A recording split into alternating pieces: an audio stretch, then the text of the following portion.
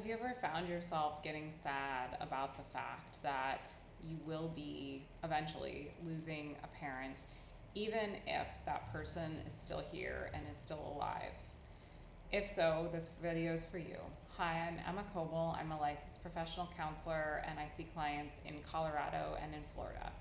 So this is a very common experience, both for people who are actively caring for aging and frail parents and for people who are not actively caring for their parents, but just anticipate a time when that parent will no longer be here and are watching their parents age and feeling the sadness and the weight of that.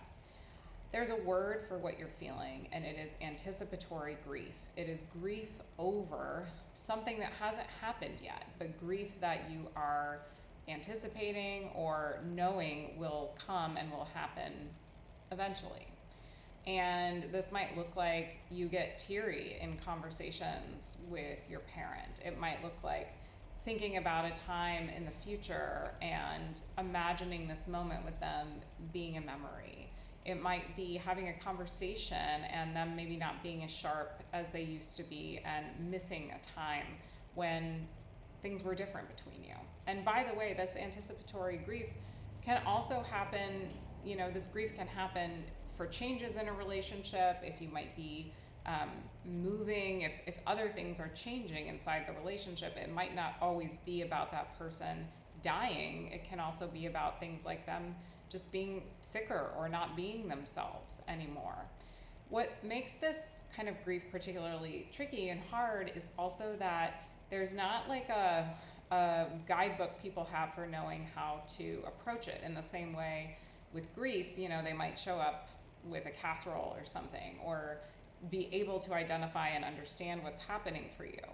With anticipatory grief, it's not something that really gets recognized, and oftentimes people might unintentionally kind of make it worse by minimizing it and saying something like, well, at least that person is still here, or you have tons of time left with them, which can make you feel kind of like guilty or bad for even having those feelings. But the fact that you're having those feelings is valid and it makes sense.